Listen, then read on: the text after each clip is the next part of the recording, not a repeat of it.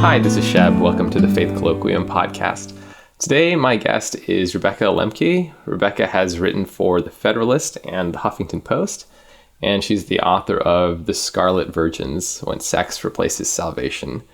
And today we're talking about purity culture. So, Rebecca, thanks for talking with me. Thank you so much for having me on. I'm so excited. Yeah. So, for some of us out there who aren't really familiar with purity culture or didn't grow up in that kind of environment, what is purity culture? What does that mean? Right. So purity culture is kind of a difficult thing to define because you have on one hand an aspect of it that was actually a government-funded movement to bring down teen pregnancy rates in like the 90s. And that kind of covered like true love weights and those sorts of things where they were, selling purity rings and doing these concerts and things like that. And then on the other hand, you kind of have this fundamentalist, legalist sort of bent to it where, the government-funded movement was, like I said, primarily to bring down teen pregnancy rates. So it mostly focused on encouraging children to wait to have sex. But the flip side of that was this fundamentalist movement where you had extra things tied onto that, and it was sort of this twisting of scripture and adding to scripture where it wasn't just about bringing down pregnancy rates. It wasn't just about waiting to have sex until you're married. Like, for instance, in my experience, I had rules like you weren't allowed to hold hands or kiss or hug before you got married. And there was also, for a lot of my peers, you couldn't have a private conversation even after you were engaged. So if you were allowed to hang out in person, somebody else had to be there or what have you. And then, over the phone, a parent had to be listening in. Very much popularized like this kind of courtship thing by like the Duggards, which they have their own TV show. I don't know how many kids and counting they've got at this point, but it was that sort of thing, except a little bit less sensationalized. Okay. So like just to be clear, so Christians have traditionally always said sex should be within the context of marriage. Right. But this is even going beyond that and saying, well, there's lots of other physical forms of contact that you shouldn't engage in even. Right. Okay. Right. And the other thing is it actually did go well beyond just policing the physical as well. In my own circles, crushes were considered an STD. So you were expected in some cases to marry the first person that you had a crush on. Okay. So I guess what I'm curious about is what kinds of, you mentioned scripture earlier, like what kinds of scriptural moves would be made here to justify these kinds of morals? Right. So for courtship, which is sort of like in there sort of tied in with purity culture, they would say that, the dads married off the daughters and stuff like that in the Old Testament, and you had the bride price and things like that. That was a feature of some of these communities that engaged in this behavior. But they didn't really have an intellectually honest take on scripture where, you have things like Ruth and Esther and things like that, where there's definitely not courtship involved there. But they would put forth their version of courtship was more of an Amish romance novels version of courtship as biblical. And you had to do that or you were sinning. And that's sort of where Joshua Harris's infamous book, I Kissed Dating Goodbye, came in. Okay. Where he sort of revolutionized courtship in a way for the fundamentalist homeschooler type communities. And so courtship and purity culture were really tied in there. And what you had with courtship being sort of married to purity culture was this idea that, romance wasn't really important. And more than that, and this is one of the scriptures that got taken out of context, was the heart is deceitful above all things and beyond cure. That verse was used to tell young people that they should not trust their instincts, in particular their instincts against certain people that their parents were trying to set them up with that might be abusers. And it was also put forth to them that they shouldn't trust their own instincts of attraction. And so that kind of, it kind of has some unintended consequences where you do have some people getting married to people that they're not attracted to. And in some cases that can be indicative of the fact that they're not genetically compatible for like children. And so you have this sort of downplaying of some things that are actually good instinctual gifts from God to help you get married off to somebody that you're going to have healthy children with and that you're going to have, things in common with and isn't going to hurt you. But your instincts were supposedly evil, and so you weren't allowed to trust them. Wow. Okay. So there's a lot there. So, yes. No, so like your instincts about like someone who like you think maybe a potential abuser, like you shouldn't trust your instincts about that, but you also shouldn't trust your instincts about someone you're attracted to. Is that right? Is that what you were saying? Okay. Yeah. Okay. So, and then you also mentioned this book by Joshua Harris, I Kissed Dating Goodbye. Maybe we should talk a little bit about that. Sure. So like what it's been for people who aren't aware of that book, it kind of was a big deal for a while. Could you talk a little bit about like what that book was about, what it was trying to promote? Absolutely. Yeah. So I actually was born after the book was published. So I'm kind of a late person to having been exposed to purity culture. Joshua, I actually know Joshua, and I was in his documentary, I Survived, I Kissed Dating Goodbye, where he's kind of rethinking some of the things he said in that book. But basically what you had at that time that he wrote that was a bunch of promiscuity in the culture and things like that. And of course, homeschool kids are told that, at least in my experience, that you're sort of supposed to change the world in a way. You're supposed to do all these great things for God. And so that was where Joshua felt like that was his calling. That was what he thought his thing was supposed to be, was kind of revolutionizing it. And he didn't know it was going to get as big as it did, but revolutionizing his own circles to encourage people to be sexually pure. But the thing was, in his book, he put forth some ideas that aren't necessarily biblical and definitely aren't in line with like common sense. So, the part of his book that was used against my friends for, saying that you can't have any crushes besides the person you marry, so you have to marry your first crush, was the very beginning of his book, where his friend has a dream that he or she is at the altar and their spouse to be is standing there with him, and then this spouse to be's exes all come up and they're like, I'm sorry, I love you, but I've given a piece of my heart to all those people, and so you can't have all of my heart because I loved them before I loved you. And my husband likes to describe it, for any Harry Potter fans out there, like heart horcruxes. But so it was basically, you couldn't be complete if you had been interested in anybody before your spouse. So that was something that he obviously didn't intend to come out of that passage of his book, but that a lot of people took away from that. And then you also had another big part of his book was that courtship was the way God intended things to be. And if you followed the rules in his book, which some were biblical, some were not, you would have a wonderful marriage, great sex life, all this stuff, everything would be perfect. And so it was this prosperity gospel of you do these things on this checklist and everything will be wonderful. When obviously that's not biblical.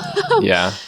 So that's two of the main takeaways from his book that really shaped purity culture. And it came at a time where what he was saying was really revolutionary. I mean, I think the hookup culture was kind of coming into vogue at that point, at least the baby stages of it. And so it was this countercultural thing. And of course, as Christians, we do somewhat want to be countercultural to the craziness around us. Yeah. So I'm also curious with purity culture, is this something that is specifically for girls, or is this for boys and girls? Because when I think about my own upbringing, I grew up in a pretty conservative, traditional Christian family, but it was just me and my brother. We didn't have any sisters or anything. So I'm wondering, does that have anything to do with the fact that I didn't really encounter this? Is this something for girls primarily, or is this for boys and girls? So it's a little bit complicated, okay, because it was for boys as well, but they seem to be disproportionately affected by it in very different ways from girls. And I don't quite know how to tease all of that out, but basically the way I look at it right now, based on everything I've seen, all the people I've interacted with and talked to about this, girls tend to be the sexual gatekeepers. And so regardless of whether, we want to say that that's supposed to be how it is, or if it should be that way, or any other moral considerations, we do tend to be the sexual gatekeepers. So it makes sense that a movement trying to curb bad sexual behavior focuses more on females who are the ones who say yes or no. We are going to do this or we're not going to do this, as opposed to guys. But if you tell all the girls, hey, don't do this, for one, they're probably going to be more responsive to it. And two, if they're saying no, there's not really as much damage that guy can do in terms of premarital babies and stuff like that. So I think that's why, regardless of what the intentions were for purity culture, it tended to sort of have broader applications for girls than it did for boys. Okay. So you're growing up in this environment, and at what point do you kind of like see it for what it is? Kind of just like, oh, like this doesn't seem right, or like tell us what happened there. So I don't know what it's like for everybody else. I know one individual in particular. She had a older man at her church try to groom her. He was in his 30s and she was mid-teens, and her family didn't protect her, and her church blamed her when it all came out, that because she didn't want to marry him. And so that was, her point of something's wrong here. Mine, because a lot of people that come out of purity culture, they have stories like that, and they're generally no longer Christian. Right. So I'm a little bit of a different case, because that doesn't happen a lot. There's a lot of people that walk away from the church because of this stuff. And so for me, what was really different for me was that I met my husband at 14, and I had gone through 2 or 3 very traumatic years prior to that point, where my homeschool group had completely collapsed. The second homeschool group that we were a part of completely collapsed because of a scandal. They both had some sexual scandals going on, abuse and things. But one of the watershed moments for me was that one of the families that I knew, they had a young teenage daughter, and then they had an older teenage boy. And the boy raped the daughter. And when that was all said and done, everyone blamed her. And so that was really the turning point for me, where I was like, I don't know what's wrong, but something is really wrong, that this is considered normal behavior for him, and he gets off completely scot-free, and she's the one that's blamed. Wow. And so that was really the turning point for me. And I started telling my husband, now obviously a friend at the time, but I started telling him these stories of things that had happened while I was growing up. And he had also been homeschooled, and he was like, I don't think some of this is normal. Yeah. And so that's where he started helping me kind of tease out things that I had learned that was wrong, because I grew up in an LCMS congregation in a really small town. And so I had, pretty solid theology growing up, and I had a lot of support with the pastor, but there wasn't a lot of kids that interacted with me at church because I was homeschooled and everybody else was not. And so I didn't have a lot of peers at church. So my peers in the faith were of all these different denominations that were taking part in purity culture. And so I learned that I had to do whatever the oldest guy in the room said, because in scripture, there's a passage where it talks about submitting to your husband. And in that passage, it technically says man and woman. And so they used that to say, you have to listen to whatever the oldest guy in the room says, and you have to do what he says and all that stuff. And obviously that can be taken and done a lot of bad things with teenagers. Yeah. And so I started telling my husband all these stories, and he started, teaching me about the context of scripture. And so he started reshaping some of the places in my theological foundation that had really not gotten off to the best start. Wow. So you mentioned that for a lot of people who grow up in this way, like they end up just leaving the church, right? How come that didn't cross your mind that like maybe Christianity was just something to be done away with? Or did it cross your mind? I should ask. It did. Okay. It did, but it didn't cross my mind in that way. So something that I didn't really talk about too much in my book was the fact that after my homeschool groups split, and I lost everybody, we went to them once a week to once a month, and that was the only socialization I had outside of my family. And so when that broke up, I got an illness, and two, I didn't really leave the house a lot, and I started descending into this very, very dark period of my life. I developed really bad depression and anxiety, and I got suicidal. And during that suicidal period, I knew from stories, I constantly asked about my friends. We were not allowed to talk to each other. We didn't have cell phones. We weren't allowed to have email addresses, things like that. So when the homeschool group broke up, it was complete isolation. And so I would get information from anybody I could when we were, walking through Walmart and we saw somebody. I'd be like, hey, have you heard about this person? Are they okay? And so I knew that some of my friends were not okay. And I knew that I was definitely not okay at that point. And so I remember locking myself in a closet at one point and just crying. And I was in so much pain because of the illness that I was dealing with. And I remember thinking, I don't want to live like this. I don't want to live in a world where kids can go through this, where we have to worry about whatever guy decides to rape us, and have to worry about, walking down the street, and, have to be, paranoid about all this stuff, about acting the right way and doing all of these things in just the right way so that we don't accidentally miss the Prince Charming that we're supposed to marry, and just all of these different rules and things. And I knew that it was pushing my friends to very dark places with addictions and things like that. And so I remember thinking, if I'm going to survive this, I don't want anybody else to have to do this like I have alone. And that night, I kind of apostatized in a way where I was just like, I don't see how there could be a God with all this stuff. I don't.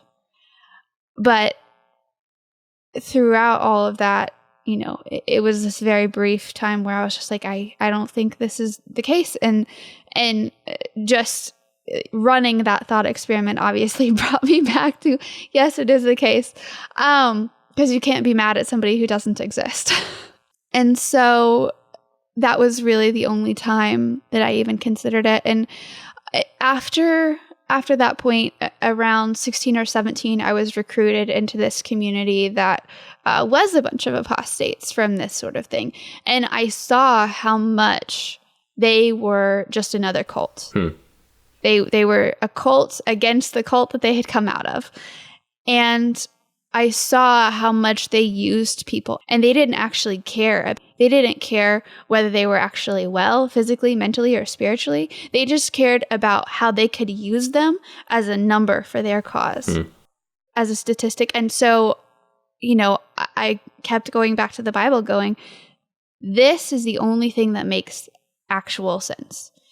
God is the only person who is not manipulating people and using people, and even like 1 Corinthians, the passage about love, that was very instrumental for me at that point, where it just laid out, what love is. And I basically used it as a rubric for the things around me. Yeah. Is this of God? No. No, it's not. And so, I think part of it was that, I had my grandma, who was very religious and was very involved in my upbringing. I had my husband about a year after that point to talk to, and I had my pastor. And I remember one of my dark nights of the soul, when I was in that suicidal period, I went to church and I had questions for my pastor, and he said, it's completely normal to not be sure sometimes. Even I'm not sure sometimes. And that was really important for me at the time, because everybody else, religious leader wise, was trying to tell me that they had all the answers, even when they couldn't point me to a Bible verse to back them up. And so him being honest with me definitely set me on a different path than if that hadn't happened, because I was able to see, not everybody in the church is just going to try to use you. And so it was just this very intellectually honest moment with him that really changed things for me as well.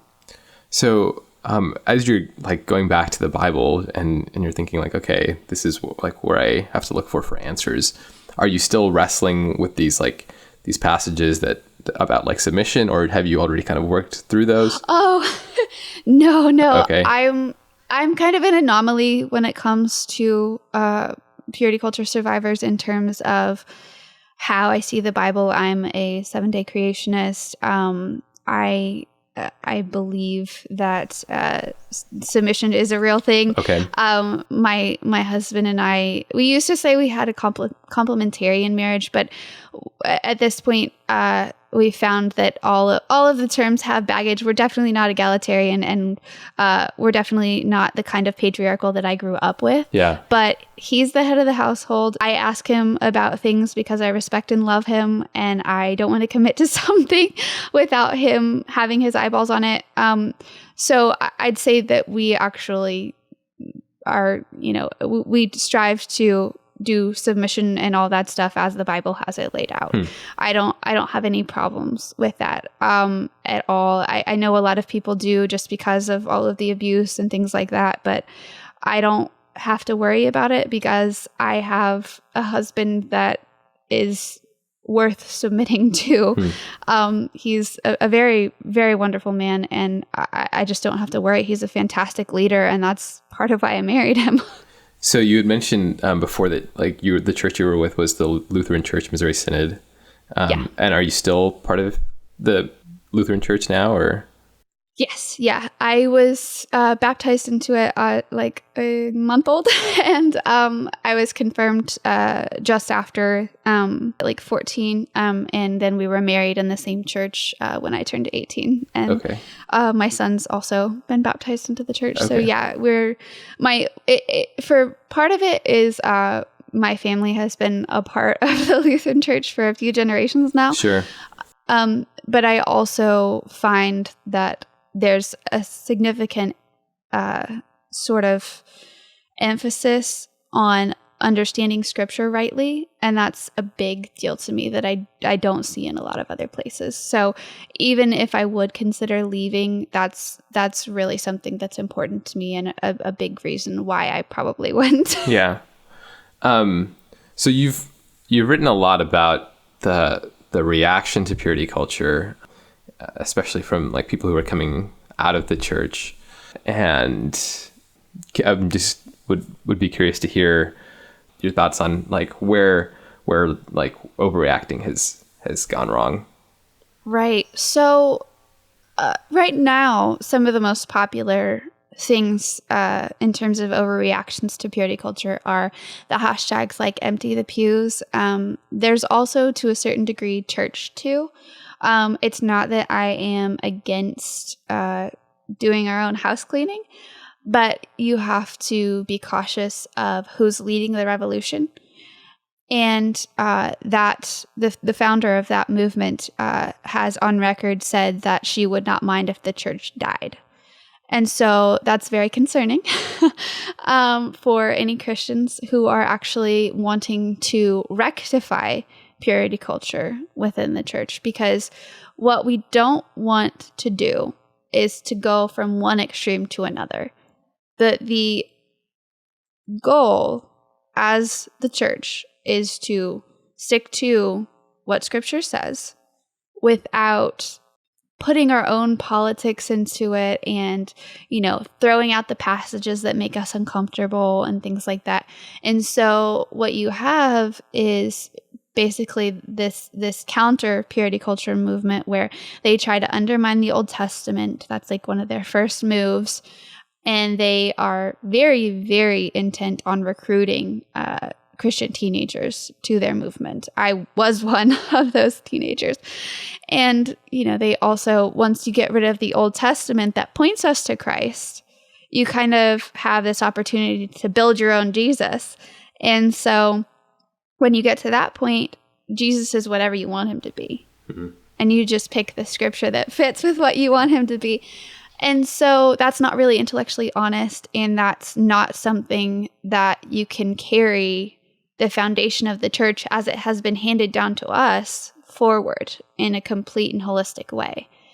And so, there's a lot of people that for a while they'll say, I'm not against the church, I'm just against other Christians, and I still love Jesus, and Jesus still loves me, and all this stuff. And then a few years down the road, they'll be full apostates.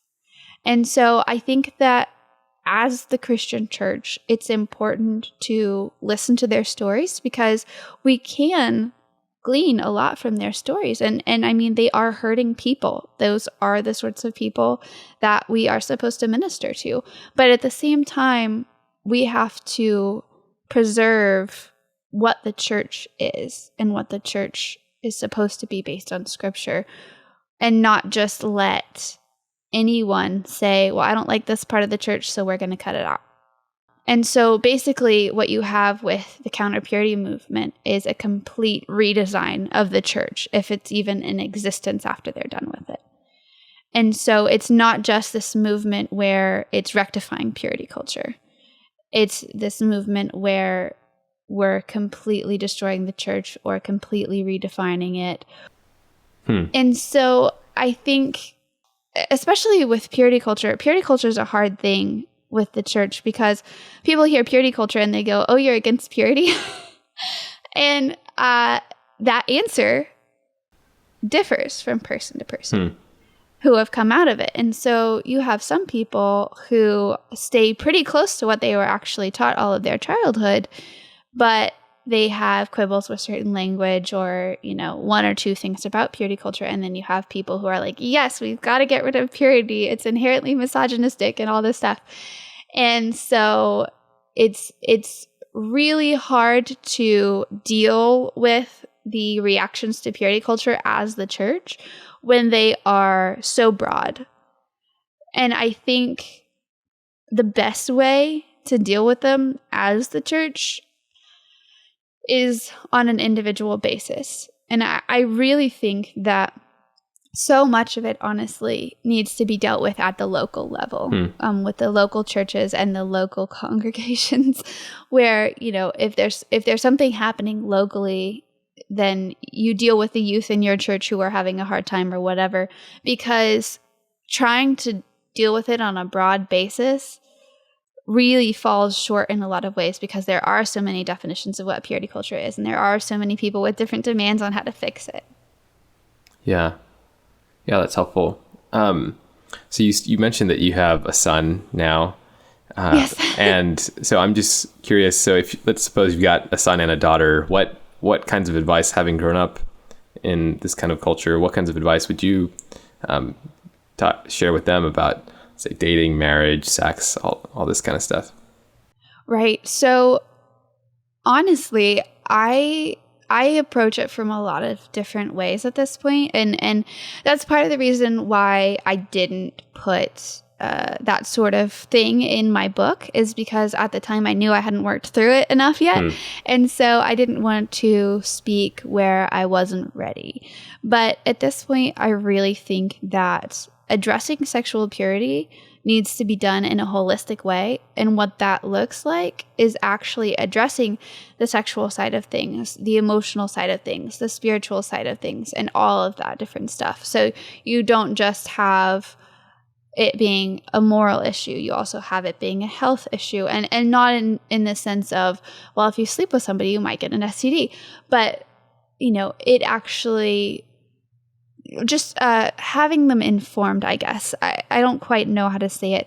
Like, for me, I have health problems, and so it would be almost dangerous for me to, like, kiss somebody on the first date.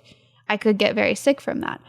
And not everybody's that way, but it is something to think about, where, you know, there is a lot that purity culture got right, in that some physical contact outside of sex can be, you know, not a good thing if you have certain health problems, or, you know, if you're just not sure, because there is a certain degree to which you get emotionally attached to someone when you maybe shouldn't. And I think that part of what makes it so hard as Christian parents in the West is that we do have this romanticized version of how dating and courtship and all that is supposed to go. Whereas in previous generations, like even Old Testament, let's say, a lot of things were practical. And that's something that my husband and I have talked a lot about in dealing with our son, is we want him to understand that while you definitely want to like the person that you marry, and be attracted to them and all that stuff, you do have to see the forest from the trees. You do have to think, is this person somebody that I'm going to be able to raise children with without having a bunch of fights about whether or not we're going to baptize them like our kids as babies, or, you know, and is this person somebody that I can see, because people change. After you get married, you change. After you have a baby, you change. You have to kind of know what that person is like under pressure, and see how, like, their track record in life, see how their character is, to know whether or not you can accurately predict whether or not they're going to go off the rails someday. And so we're really trying to impress upon our little one, and plan to more in the future, that there's a lot of practical aspects that get glossed over, even with purity culture, that we really feel like should be emphasized, where, you know, romance is good and all that stuff. And it's definitely important to trust your instincts, which is not something that purity culture got right. But at the same time, you kind of have to hold all of it in multiple different ways, where you have the emotional side, the sexual side, the practical side, all that stuff, where you kind of need to step back and look at the big picture. And that's not something that a lot of people even talk about when you're talking about dating somebody or getting married. It's, well, how does he make you feel? Is he nice to you? Is he nice to your mom? All of those are great indicators, but if the guy's a con artist, he's gonna be nice to you for a while, right? Until you do something that makes him mad. Yeah. And so if I had a daughter, one of the things that I would really emphasize is figuring out how to see the writing on the wall with stuff like that, with guys who are out to use you in one way or another, whether it's long-term or short-term. And so for a daughter, that's more of what I would emphasize. But basically, understanding human nature, understanding sinful nature, and understanding the emotional and the physical, and how all of that interplays. That's kind of the emphasis that we're wanting to do with our child. That's great. Was there anything else that you feel like you wanted to share that we haven't touched on that's important to talk about? Well, okay, yeah. I think, and this is something that I try to touch on in articles, and I try to touch on in my book, but one of the ways that the counter purity movement succeeds is because they have just as much of an emphasis on identity as purity culture did, where purity culture, your identity was in your purity and sexuality and all that stuff. The counter purity movement has your identity in your brokenness, in your victim status, in your whore status in some cases, which they'll, proudly proclaim of themselves. And then, also just this kind of recovery community status. Like it's all kind of centered around brokenness and sex positivity. And so it's basically just going from one identity crisis to another. And that's why, all of these people are like, we just need to leave religion out of it when recovering from purity culture. I thought that's absolutely inaccurate, because one of the biggest issues with purity culture is that you find your identity in your sexuality. And then, in counter purity culture, it's you find your identity in sexuality again there. And what is actually healing, what actually gets you out of that constant thinking about what you've done wrong or thinking about what's broken in you, is thinking about how Christ is and is going to restore you because your identity is in him. And so that's my biggest thing with purity culture, is just that, our worth is not found in what we have and haven't done. It's found in what Christ did for us. That's really great. That sounds like good news. Yes. Yeah. Great. Well, thanks a lot, Rebecca, for sharing all this. It's really helpful. Thank you. We hope you enjoyed this episode. If you did, please subscribe and please share with your friends.